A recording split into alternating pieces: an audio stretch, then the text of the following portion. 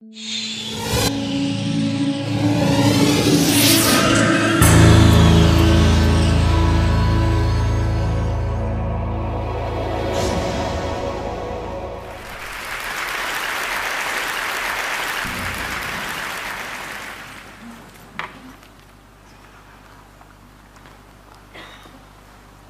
I'm going to take you around the world in 18 minutes.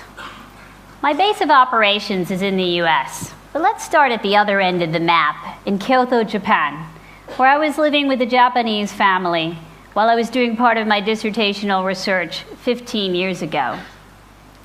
I knew even then that I would encounter cultural differences and misunderstandings, but they popped up when I least expected it. On my first day, I went to a restaurant and I ordered a cup of green tea with sugar.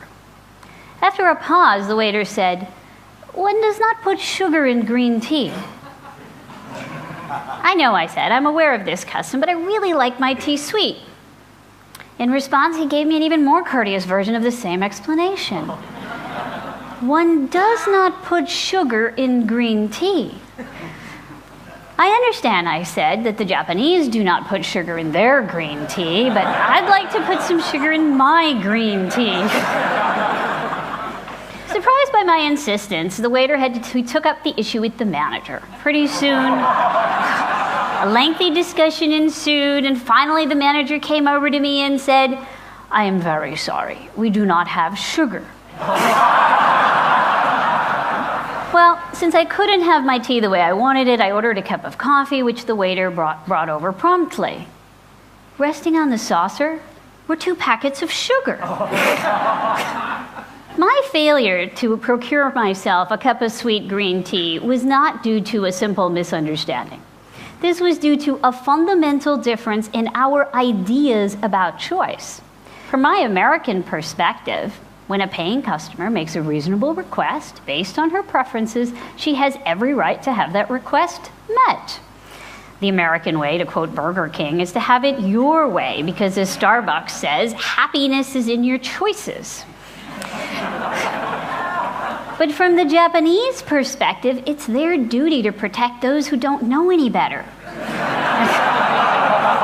In this case, the ignorant gaijin for making the wrong choice. Let's face it, the way I wanted my tea was inappropriate according to cultural standards, and they were doing their best to help me save face. Americans tend to believe that they've reached some sort of pinnacle in the way they practice choice. They think that choice, as seen through the American lens, best fulfills an innate and universal desire for choice in all humans. Unfortunately, these beliefs are based on assumptions that don't always hold true. In many countries, in many cultures, at times they don't even hold true at America's own borders. I'd like to discuss some of these assumptions and the problems associated with them. As I do so, I hope you'll start thinking about some of your own assumptions and how they were shaped by your backgrounds. First assumption: if a choice affects you, then you should be the one to make it. This is the only way to ensure that your preferences and interests will be most fully accounted for. It is essential for success. In America, the primary locus of choice is the individual. People must choose for themselves, sometimes sticking to their guns regardless of what other people want or recommend. It's called being true to yourself. But do all individuals benefit from taking such an approach to choice? Mark Lipper and I did a series of studies in which we sought the answer to this very question. In one study, which we ran in Japantown, San Francisco, we brought 7 to 9-year-old Anglo and Asian American children into the laboratory, and we divided them up into 3 groups. The first group came in, and they were greeted by Miss Smith, who showed them 6 big piles of anagram puzzles. The kids got to choose which pile of anagrams they would like to do, and they even got to choose which marker they would write their answers with. When the second group of children came in, they were brought to the same room, shown the same anagrams, but this time Miss Smith told them which anagrams to do and which markers to write their answers with. Now, when the third group came in, they were told that their anagrams and their markers had been chosen by their mothers. In reality, the kids who were told what to do, whether by Miss Smith or their mothers, were actually given the very same activity which their counterparts in the first group had freely chosen. With this procedure, we were able to ensure that the kids across the three groups all did the same activity, making it easier for us to compare performance. Such small differences in the way we administered the activity yielded striking differences in how well they performed. Anglo-Americans, they did 2.5 times more anagrams when they got to choose them, as compared to when it was chosen for them by Miss Smith or their mothers. It didn't matter who did the choosing. If the task was dictated by another, their performance suffered. In fact, some of the kids were visibly embarrassed when they were told that their mothers had been consulted. One girl named Mary said, "You asked my mother?" In contrast, Asian American children performed best when they believed their mothers had made the choice. Second best when they chose for themselves, and least well when it had been chosen by Miss Smith. A girl named Natsumi even approached Miss Smith as she was leaving the room and tugged on her skirt and asked, "Could you please tell my mommy I did it just like she said?" The first generation children were strongly influenced by their immigrant parents' approach to choice. For them, choice was not just a way of defining and asserting their individuality, but a way to create community and harmony by deferring to the choices of people whom they trusted and respected. If they had a concept of being true to oneself, then that self most likely composed not of an individual, but of a collective. Success was just as much about pleasing key figures as it was about satisfying one's own preferences. Or you could say that the individual's preferences were shaped by the preferences of specific others. The assumption then that we do best when the individual self chooses only holds when that self is clearly divided from others. When in contrast, two or more individuals see their choices and their outcomes as intimately connected, then they may amplify one another's success by turning choosing into a collective act. To insist that they choose independently might actually compromise both their performance and their relationships. Yet that is exactly what the American paradigm demands. It leaves little room for interdependence or an acknowledgement of individual fallibility. It requires that everyone treat choice as a private and self-defining act. People that have grown up in such a paradigm might find it motivating, but it is a mistake to assume that everyone thrives under the pressure of choosing alone. The second assumption which informs the American view of choice goes something like this. The more choices you have, the more likely you are to make the best choice.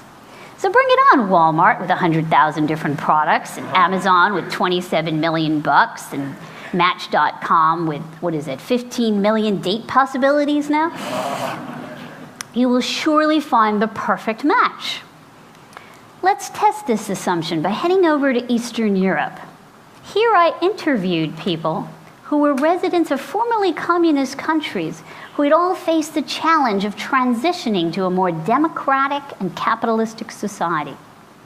One of the most interesting revelations came not from an answer to a question, but from a simple gesture of hospitality. When the participants arrived for their interview, I offered them a set of drinks: Coke, Diet Coke, Sprite, 7 to be exact. During the very first session, which was run in Russia, one of the participants made a comment that really caught me off guard. "Oh, but it doesn't matter. It's all just soda. That's just one choice." I was so struck by this comment that from then on I started to offer all the participants those 7 sodas, and I asked them, "How many choices are these?" Again and again, they perceived these 7 different sodas not as 7 choices, but as one choice: soda or no soda. When I put out juice and water in addition to these 7 sodas, now they perceived it as only 3 choices: juice, water, and soda. Compare this to the die-hard devotion of many Americans, not just to a particular flavor of soda, but to a particular brand. You know, research shows repeatedly that we can't actually tell the difference between Coke and Pepsi. Of course, you and I know that Coke is the better choice.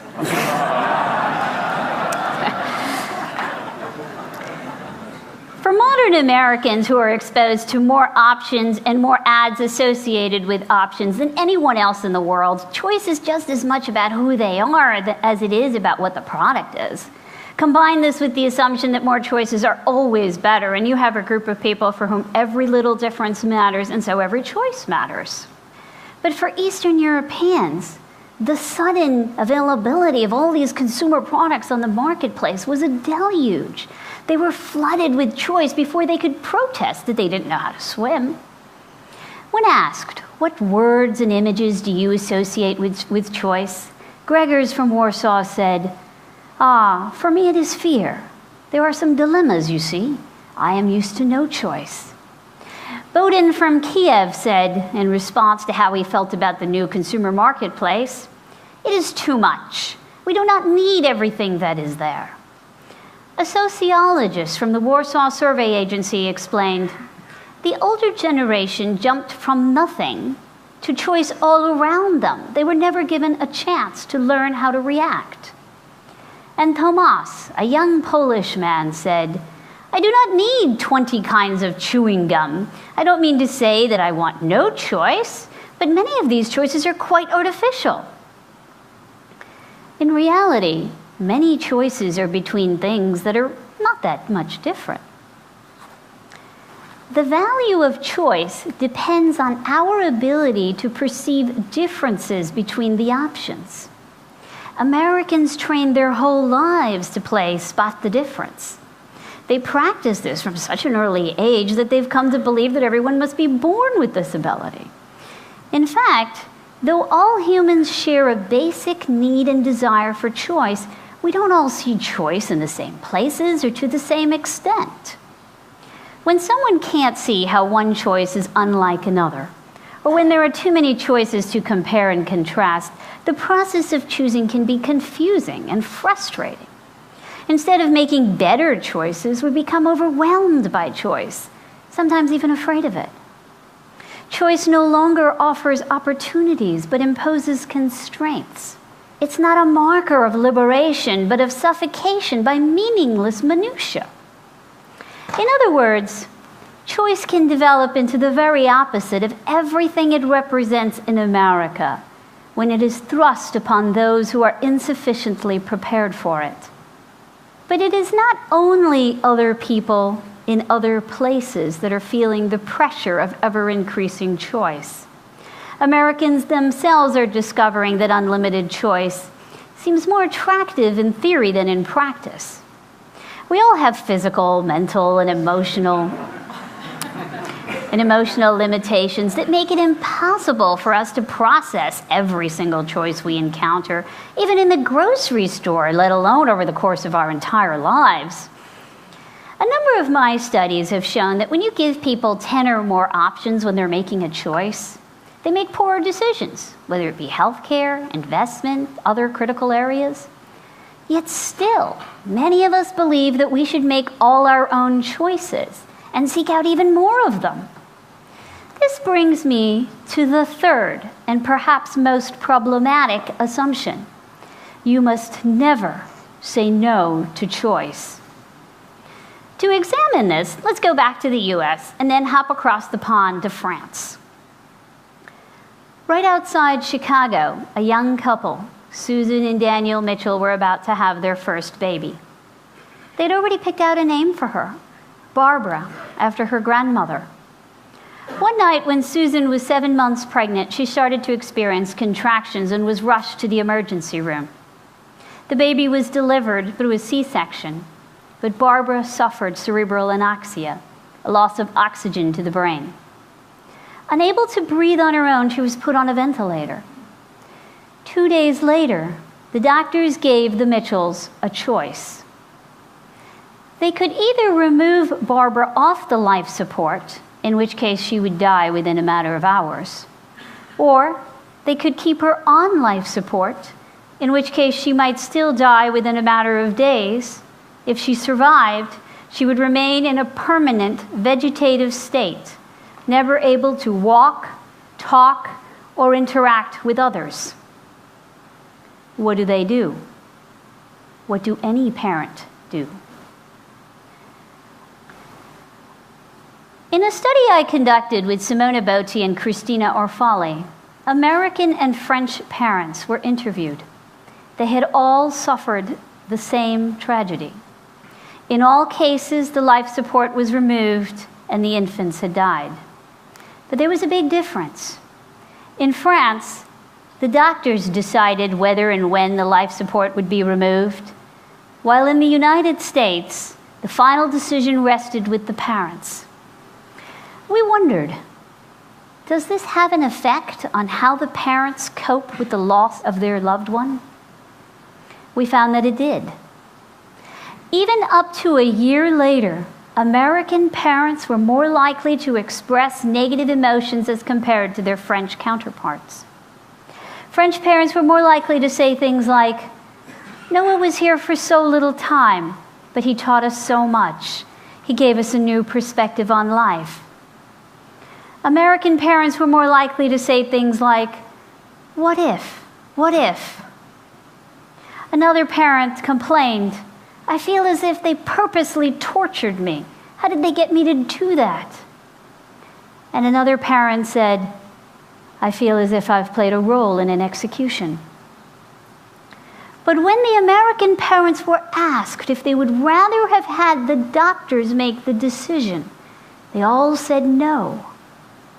They could not imagine turning that choice over to another, even though having made that choice made them feel trapped, guilty, angry. In a number of cases, they were even clinically depressed. These parents could not contemplate giving up the choice because to do so would have gone contrary to everything they had been taught and everything they had come to believe about the power and purpose of choice. In her essay, The White Album, Joan Didion writes, "We tell ourselves stories in order to live. We interpret what we see, select the most workable of the multiple choices. We live entirely by the imposition of a narrative line upon disparate images, by the idea with which we learn to freeze, the shifting phantasmagoria, which is our actual experience." The story Americans tell, the story upon which the American dream depends, is the story of limitless choice. This narrative promises so much: freedom, happiness, success. It lays the world at your feet and says, you can have anything, everything. It's a great story, and it's understandable why they would be reluctant to revise it. But when you take a close look, you start to see the holes, and you start to see that the story can be told in many other ways. Americans have so often tried to disseminate their ideas of choice, believing that they will be or ought to be welcomed with open hearts and minds. But the history books and the daily news tell us it doesn't always work out that way. The phantasmagoria, the actual experience that we try to understand and organize through narrative, varies from place to place. No single narrative serves the needs of everyone, everywhere. Moreover, Americans themselves could benefit from incorporating new perspectives into their own narrative, which has been driving their choices for so long. Robert Frost once said that it is poetry that is lost in translation. This suggests that whatever is beautiful and moving, whatever gives us a new way to see, cannot be communicated to those who speak a different language. But Joseph Brodsky said that it is poetry that is gained in translation, suggesting that translation can be a creative, transformative act. comes to choice, we have far more to gain than to lose by engaging in the many translations of the narratives. Instead of replacing one story with another, we can learn from and revel in the many versions that exist and the many that have yet to be written. No matter where we're from and what your narrative is, we all have a responsibility to open ourselves up to a wider array of what choice can do and what it can represent. And this does not lead to a paralyzing moral relativism. Rather, it teaches us when and how to act. It brings us that much closer to realizing the full potential of choice, to inspiring the hope and achieving the freedom that choice promises but doesn't always deliver. If we learn to speak to one another, albeit through translation, then we can begin to see choice in all its strangeness, complexity, and compelling beauty. Thank you.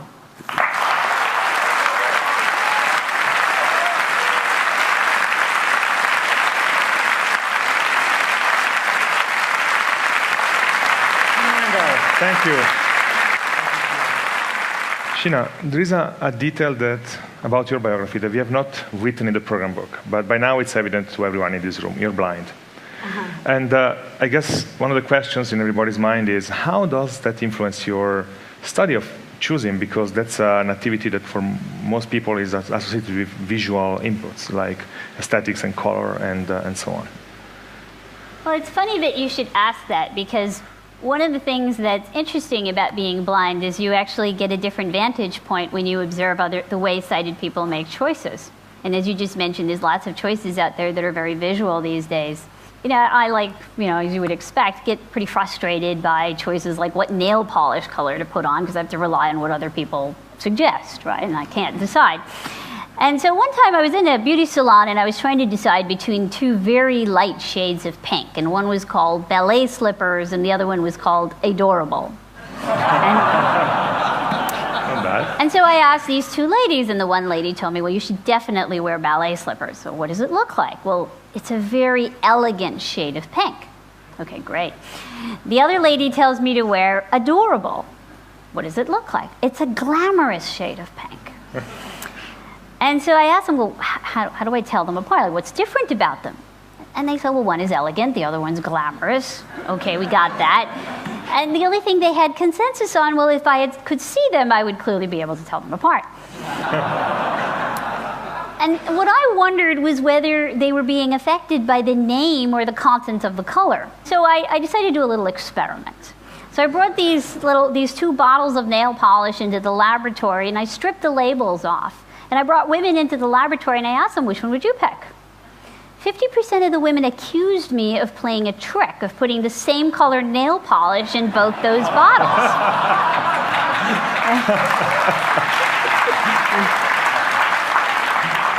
At which point you start to wonder who the trick's really played on. Now, of the women that could tell them apart, when the labels were off, they picked Adorable, and when the labels were on, they picked Ballet Slippers. So as far as I can tell, a rose by any other name probably does look different and maybe even smells different. Thank you. Sheena Iyengar. Thank you, Sheena.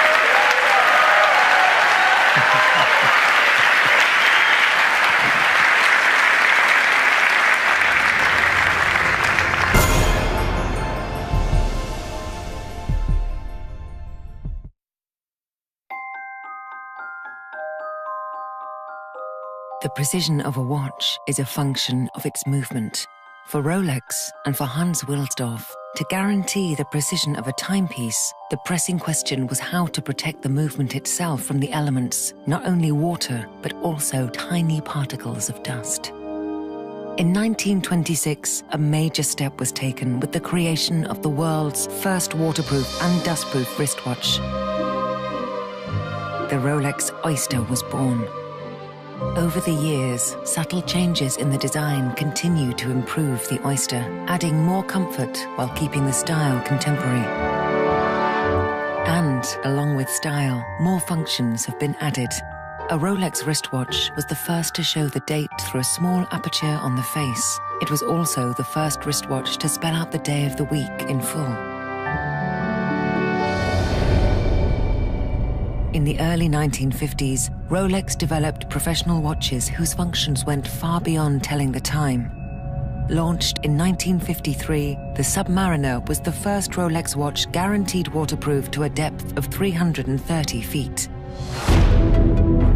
Already on an incredible journey of innovation and design, Rolex decided to push the boundaries even further. In 1960, the bathyscaphe Trieste and Rolex made history.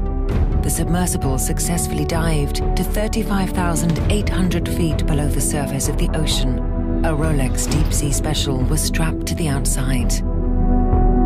The development of undersea exploration led to the launching in 1967 of the Sea Dweller 2000, waterproof to a depth of 2,000 feet. In 2008, the Submariner in gold is redesigned and the case features a new unidirectional rotatable bezel with a Cerachrom disc. Fitted with the patented Rolex ringlock system, the Rolex Deep Sea safely descends to 12,800 feet.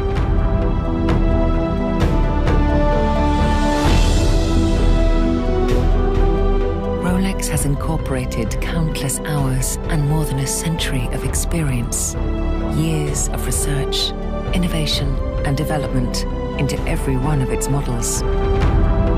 And the benefits arising from this work, including waterproofness, precision, and durability, are the result of Rolex's continuous pursuit of perfection. From the most elegant and prestigious models to the professional timepieces, all are exquisitely crafted. Piece by piece, we design and manufacture every single watch. And the story continues.